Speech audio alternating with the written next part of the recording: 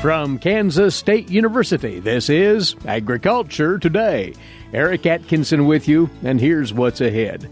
In his monthly segment on bovine health management, K-State's Gregg Hanzlicek will discuss dealing with bovine leukosis virus, a blood-borne condition that causes an assortment of health problems for cattle. He'll talk about how prevalent it is and what management steps can be taken in response to it.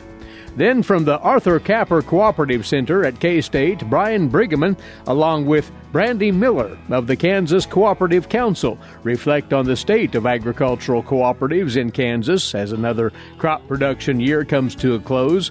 And on this week's edition of Milk Lines, later on, K-State's Mike Brouk talks about some things that you dairy producers can do to lower those high feeding costs. All that here on Agriculture Today.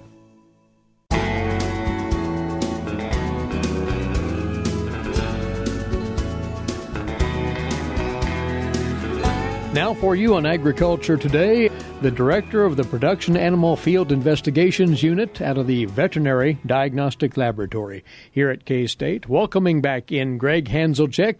He talks with us regularly about bovine health management. And the focus in this visit, Gregg, is on a specific cattle disease. It's around, and there are some discussions now about a new way of responding to it. What we're talking about is bovine leukosis virus, or BLV.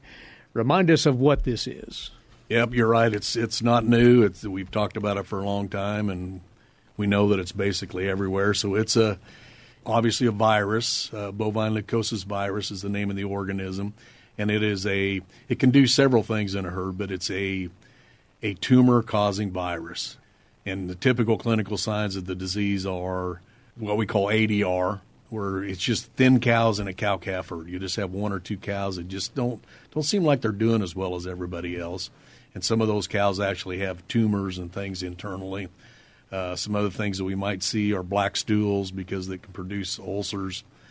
Sometimes the tumor likes to localize in the spinal cord, so that we may have a down cow due to this BLV virus.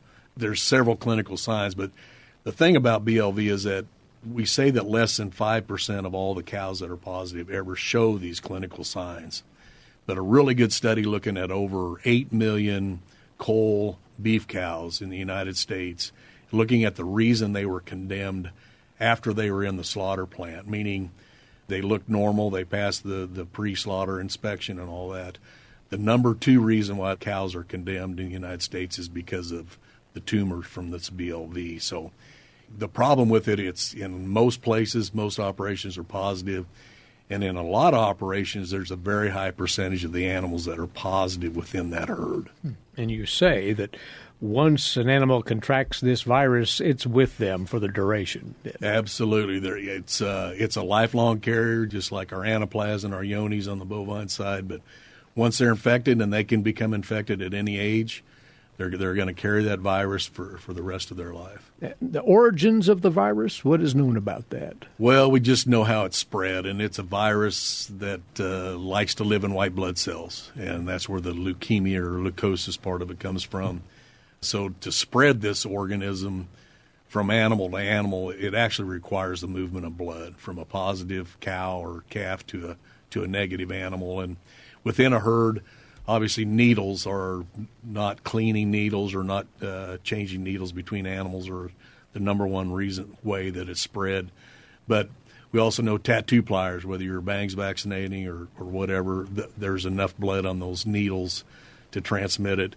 And then surprisingly, there's been research to show that a rectal palpation, if we're preg checking, sometimes we'll get a little bit of blood from the rectum of one animal. There's enough virus in some of that blood that when we rectal palpate the next animal, we can actually pass it that way. So it's needles, tattoo pliers, palpation sleeves, and then ultrasound probes. Those should be disinfected between animals. And then lastly, and probably almost as important, are some of their flies, which we're talking primarily horse flies can also transmit this virus. And there is no preventative or treatment for the virus? No vaccine, no treatment. Unfortunately, on the bovine side, we have 0 treatments for all the viral diseases we deal with. They're just there.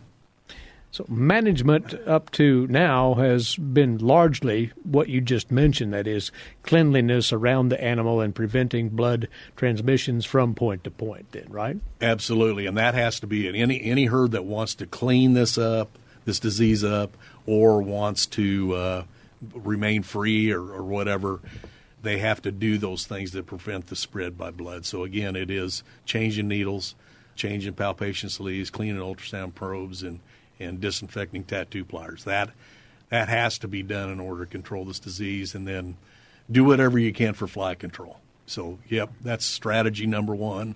Let's do that.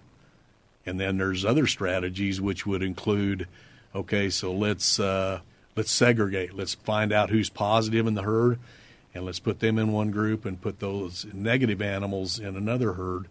And that way we don't have to worry so much about the negative part of the group. And that works, but we need to keep them separated during the fly season. So during the pasture season, those two groups need to be separated as far as possible by pasture fences to prevent the spread by flies. They can run together during the winter when we don't have to worry about flies. And again, we just make sure that we're changing needles and sleeves and those kind of things. So that can be added to the management ideas of changing needles and things. I want to come back to that in just a second, Greg, but the notion of culling those animals testing positively for BLV, that seems to be sensible, but that may not be practical, you say. Yep, and that's the third strategy for cleaning up this disease or maintaining it is we want to do the management things. We may or may not want to segregate, but now we need to think about maybe getting rid of the positive animals because they are the source to the ones that aren't positive. And that makes sense. Let's say we have 100 cows and we test all 100 and we've got 2 cows that are positive for BLV. Economically, it might make sense to send them to slaughter only. But if we've got 30 or 40 out of our herd of 100, economically it would not make any sense whatsoever to send all 30 or 40 of those to slaughter. So something that, and it's not new, but I'm glad it's kind of coming out, a strategy to look at those positive cows and look to see, we've got a way now to determine how much virus they actually are contained in their blood. We'll talk about that if you would. Yeah, so and the term for that is proviral load. So just think about it, how much virus in every ml of blood. And the strategy behind that is to test the herd, find out who has the highest proviral load, and then those are the ones that are on the list to cull, if at all possible. And the research has shown that animals, cows, calves, whatever, that have the lower proviral loads really don't put the rest of the herd at much risk for contracting the disease. It's those that are at the very, very high level that are putting everybody at risk. And so that's the latest strategy. Has that been evaluated to any extent yet, or is it an idea at this point? Well, it's actually an idea that started back in 1987, but there's been some really good dairy research done at Michigan State where they used this strategy of looking at proviral load on several herds, and it is effective. It saves animals from going to slaughter early, and it is an effective way to reduce the prevalence within a herd, and certainly it's a good way to reduce increasing the prevalence in the herd. That is an approach that obviously merits the assistance of one's practitioner to carry that out appropriately with the testing for sure. Absolutely, and it's pretty cool because it's the latest diagnostic technologies that we have, and it's just a blood sample out of each animal, and then in our laboratory and others too, we're going to run a PCR, which we're looking for the virus. And then we have the ability to quantify and say, this is the proviral load per ml of blood for this cow. And we'll send that to you in the results, and then the producer and the veterinarian can sit down and say, okay, these top 10 or these top 10% are the ones that are probably putting everybody at risk. Let's think about maybe culling those and putting them down the road. So it's very cool technology. talk with your veterinarian about that, and you can work with, for instance, the Veterinary Diagnostic Laboratory on that approach to evaluating your herd for the presence of BLV. As we head, though, into the cooler weather, the fall, obviously, we're there now, and then the winter, fly population's no longer an issue, but do producers need to remain vigilant for BLV signs? Absolutely. They can come about any time. A lot of times we'll see the clinical signs show up in any stress periods, so right around calving, just after or before.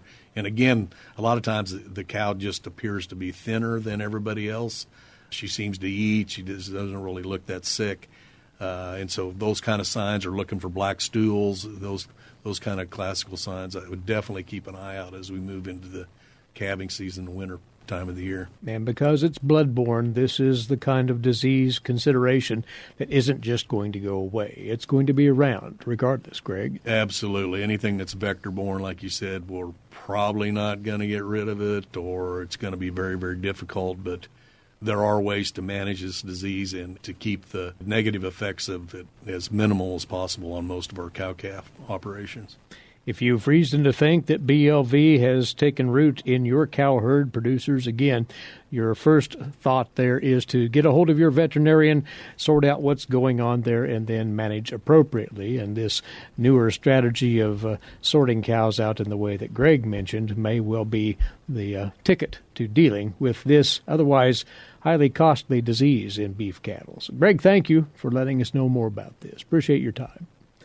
From the Veterinary Diagnostic Laboratory here at Kansas State University, that's Gregg Hanzlicek. He's here with us monthly to discuss what's going on of late in the field of bovine health here on Agriculture Today. Well, after this break, a post-harvest reflection on our agricultural cooperatives here in Kansas, how they work and how they're faring. Our next two guests will offer up some thoughts on that.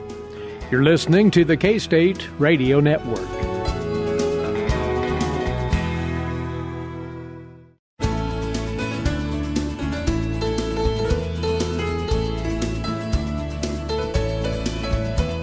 Agriculture Today returns now, and for a bit of introspect, if you will, on our agricultural cooperatives in Kansas. If you didn't know, October is designated as Cooperative Month around the nation and here in the state.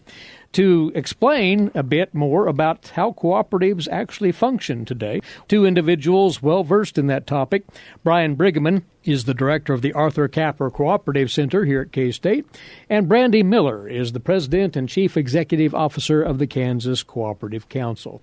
Historical perspective is always helpful when we discuss a topic like this. So, Brian, we're going to turn to you for that. The origins of the cooperative concept. Right. So the cooperative model has been around for really centuries.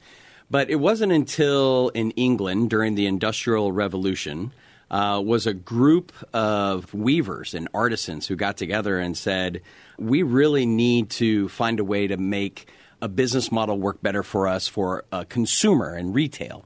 So in 1844, the Rokedale Society of Equitable Pioneers came together and formed what is really really pointed to by most folks as the first modern cooperative.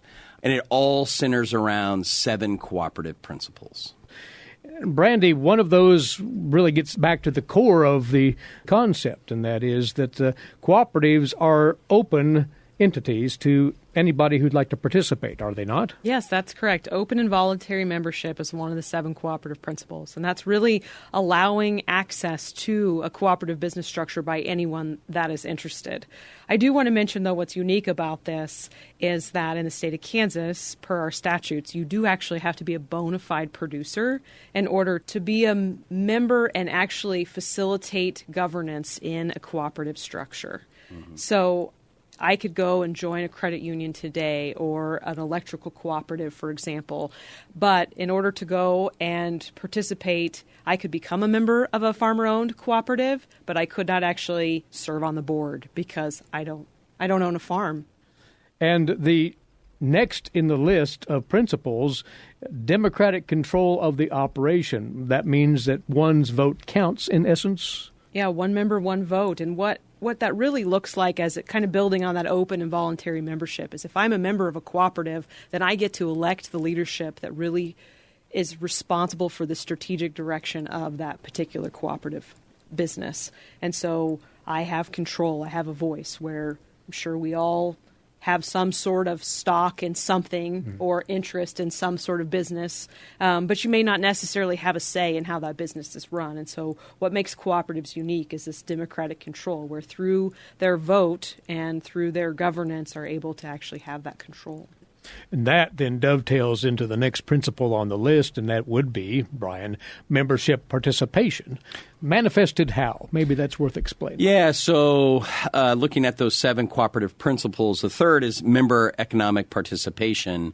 And what that looks at is conducting business with the local co-op, right? And I think as we apply it to today, producers have changed quite a bit. Services that are needed, to provide to those agricultural producers has changed over time. So it's up to the cooperative to figure out, how do I create incentives and proper ways to have members sell their grain to us, to come and purchase fertilizer or use our agronomic services or energy, right? So really creating that value proposition.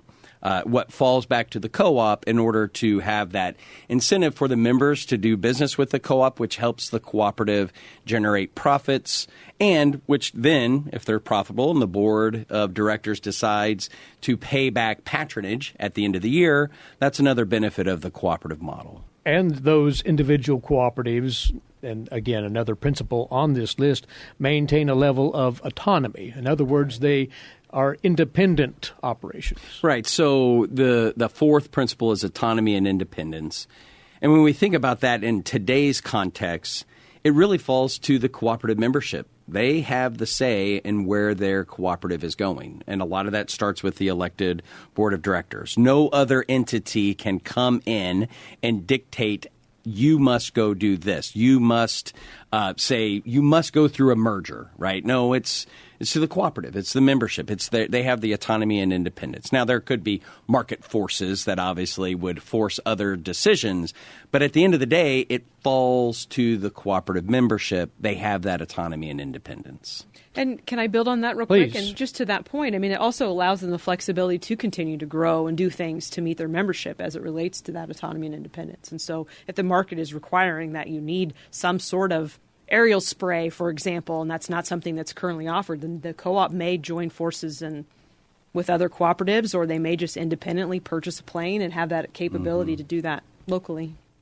Other things that are part and parcel of cooperative functions maybe sometimes fly under the radar, so to speak. One would be the educational component that cooperatives provide. Brandi, would you explain that? Absolutely. So we actually are seeing this maybe more outside of the ag-retail cooperative in this grassroots effort, where education is really becoming pretty popular and prevalent in some of these co-op business structures that are popping up in different retail areas. But where I think that the co-ops that I get to work with every day do this phenomenally well is engaging high school and 4-H and FFA students, and they do that through providing resources, so maybe feed during fair time or getting animals ready for the fair, and providing that education on what is the best feed for your animal. And then what I've been seeing a lot in the state is really seeing these cooperatives engage with their local schools and provide resources as far as job opportunities in the future. And so they're providing education. And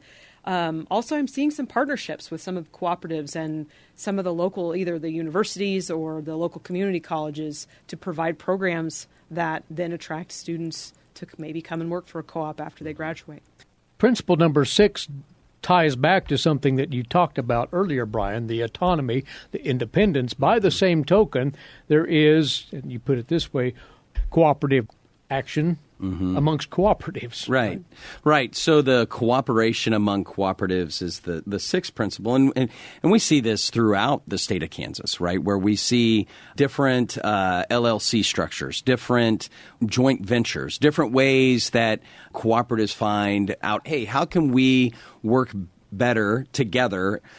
So it's a hallmark. And also, too, I think it goes to show a little bit even kind of beyond like the structure of thinking just with our own local co-ops, right? The white grain elevator in the middle of town. It goes up to the regional area. So when we think about with our regional cooperatives like CHS or Land O'Lakes or CoBank, AGP out of Omaha and Northeast Kansas, a lot of co-ops work with them. So it's that working even together locally, but also, too, with our regional partners in order that we can meet the needs of today's farmer. Leading us to the seventh of the seven principles, Brandi, and it is community stature, let's put it that way, the place that cooperatives hold within the fabric of a community. That's pretty important at a lot of places around Kansas. Yeah, absolutely. And we see that especially during Co-op Month. I shouldn't say that. We see that throughout the entire year. But we get to see, as a trade association, a lot of the work that's being done locally during Co-op Month because there's a lot of promotion of that. And so examples of concern for community is maybe doing a food drive during Co-op Month or providing resources locally if there's been a natural disaster. Or I've heard cooperatives provide funding to build a new scoreboard at their high school. I mean, these organizations really are pillars within their community, and so they employ a lot of the people that live in those particular areas, and they provide a lot of the tax revenue that is generated for those particular areas. And so there's a lot of concern because the dollars that are made stay local.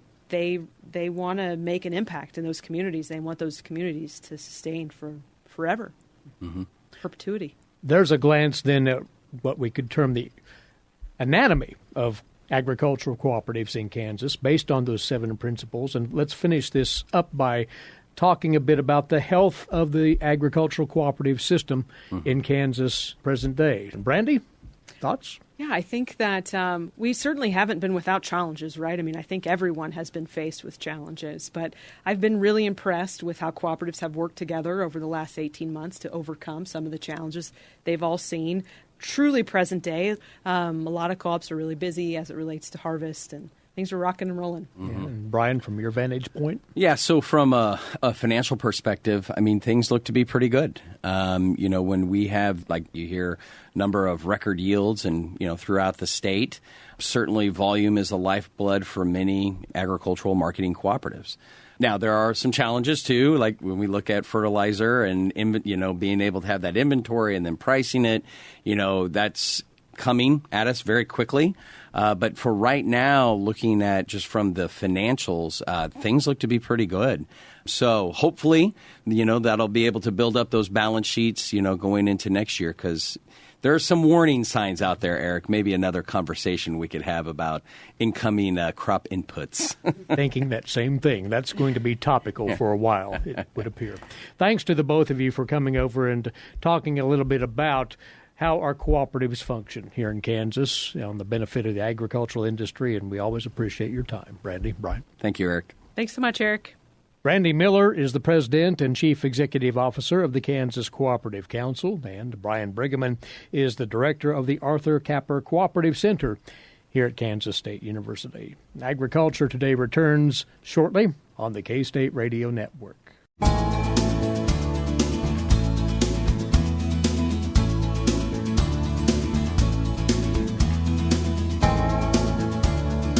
Well, topping off this Agriculture Today, K-State dairy specialist Mike Brouk checks in with another edition of Milk Lines, a weekly feature out of the Animal Sciences and Industry Department here at K-State.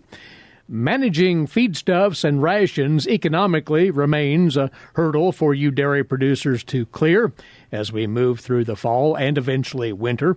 Mike offers up some considerations on that this week. Mike?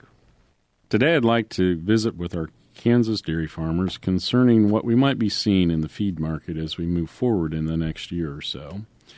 As we look down the road, we're seeing some softening feed prices currently, but most folks expect that will be short-term, and then we will see those feed prices rise again. So with that in mind, how should you be positioning your dairy farm to try to reduce your expenditures of feed? There's a couple of things I guess I want to encourage you to think about. Many of you store your feeds in three-sided commodity sheds, and in these sheds we do have quite a bit of shrink. So let me just go through some numbers here for you to think about. If we look at something like ground corn, if you have ground corn out in your shed, even if it's part of a base mix that you're feeding, something you might want to consider. Usually we see about a 6 to 8% loss, depending on how long that is stored in that commodity shed. A lot of this just simply blows away. Some of it's consumed by other animals, and we just simply do not get it to the cows. So if you're currently paying $6 a bushel for corn, that means that corn is really costing about $6.48 a bushel if you figure the shrink in. So let's think about this. If you have 300 cows in your herd and you're feeding 10 pounds of corn a day, you feed about 53.5 bushels of corn every day. This loss represents about $25.86 per day, or about almost $9,400 on the year. Well, let's take another commodity that you probably have, either in a mix or by itself. That would be soybean meal. If soybean meal is worth $350 a ton, and again, we have an 8% shrink on it, that means that its real cost into your diet is $378 a ton. Well, again, if you're feeding those same 300 cows and you're feeding 6 pounds per head per day, means you feed about 1,800 pounds every day.